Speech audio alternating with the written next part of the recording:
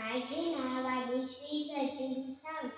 मी तुम्हाला एक देशभक्ती गीत म्हणून दाखवणार आहे. गाण्याचं नाव आहे हे राष्ट्रदेवतांचे, हे राष्ट्रदेवतांचे, हे राष्ट्रप्रेषितांचे, चंद्र सूर्य नाग स्वातंत्र्य भारताचे, हे राष्ट्रदेवतांचे,